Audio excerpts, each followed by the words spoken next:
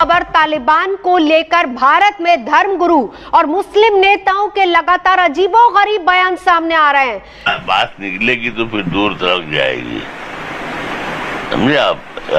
ये इस किस्म की जितनी वो क्रूरता उनके यहाँ है, उससे ज्यादा क्रूरता तो हमारे यहाँ भी है। अफगानिस्तान में अब तक जो कुछ भी हो रहा है उससे आप सब लोग वाकिफ हैं। तालिबान का वहाँ पे तख्ता पलट करना, अफगानिस्तान के लोगों का वहाँ से भागना और फिर उन्हीं लोगों पे बॉम्ब से हमला होना या आतंकी हमला होना, ये सब आपने न्यूज़ चैनल्स में न्यूज़ में देखा होगा। लेकिन इतनी क्रूरता और बर्बरता के बीच भारत में ये तालिबान प्रेमी कहाँ से आ गए। इस वीडियो में हम बात करेंगे कि तालिबान और मंगल पांडे की तुलना क्यों और क्या ऐसा करना सही था। चलो भाई देखो अब मैं क्या करता हूँ। अब इससे पहले हम बात करें मंगल पांडे की तुलना तालिबान आतंकियों से करने की, थोड़ा समझते हैं इंडियन पॉलिटिक्स को। ये बात आप सब जानते होंगे कि भारत में मल्टी पार्टी सिस्टम है। मतलब जो पॉलिटिक्स है यानी कि भारतीय लोकतंत्र जो है वो बहुदलीय व्यवस्था को अनुमति देता है और इस रूलिंग सिस्टम की अपनी कमियां भी हैं और अपनी खूबियां भी हैं। लेकिन यहाँ हम इसकी कमियों या खूबियों के बारे में चर्चा नहीं करेंगे, वो फिर कभी किसी और वीडियो में। यहाँ मैं बात करने वाला हूँ कि इसमें और हाल में घटी घटनाओं में क्या रिलेशन है, क्या दोनों में क्या संबंध है।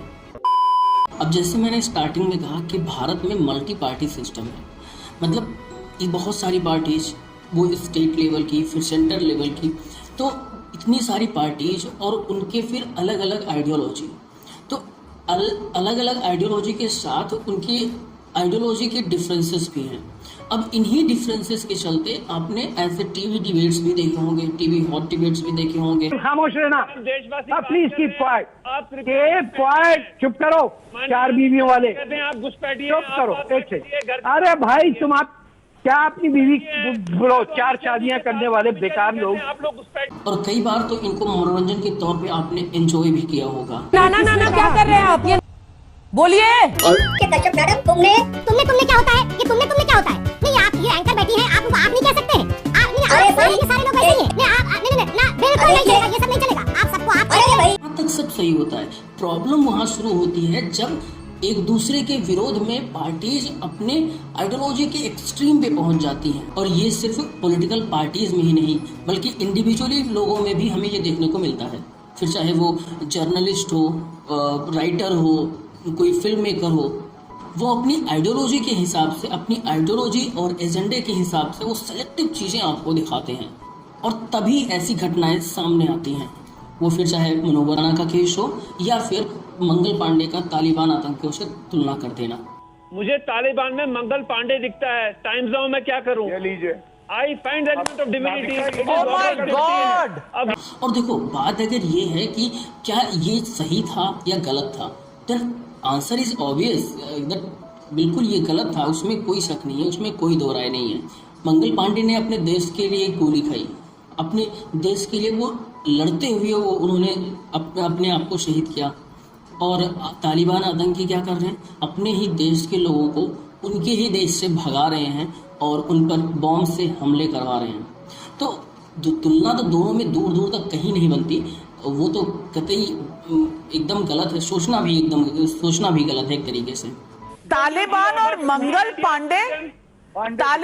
मंगल पांडे, माजिद हैदरी, आप अपना, आपके पास पासपोर्ट तो होगा ना, आप वो पासपोर्ट लीजिए और निकल जाइए, क्योंकि कुछ ना कुछ फ्लाइट इंडियंस को लेने जाएगी, आपको वहां ड्रॉप कर देगी। आप उस डिविनिटी में उनके साथ रहिए, कम से कम heroes of Indian freedom struggle को यहाँ बैठकर गाली मत दीजिए।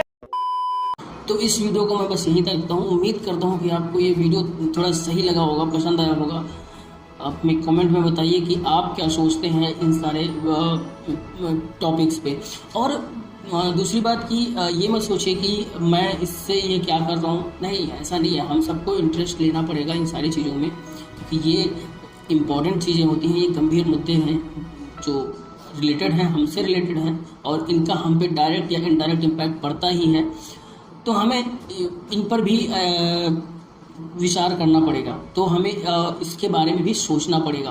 तो इसलिए मैंने ये वीडियो तैयार किया, वरना इसका कोई फिर अगर मुझे ऐसे होता कि यार ठीक है होने दो, तो फिर मैं भी नहीं करता। ठीक है, तो आप कमेंट में ज़रूर लिखिए इसके बारे में, जो आप सोचते हैं वो लिखिए। मैंने जो सही कहा या गलत कहा उसके बारे में भी बात करिए। मिलते हैं नेक्स्ट वीडियो में, तब तक खुश रहिए, मस्त रहिए, तंदुरुस्त रहिए, बाय। और सैटरडे को आपका वीकेंड वार्तालाप आने वाला है, वो भी देखिएगा, एंजॉय करें।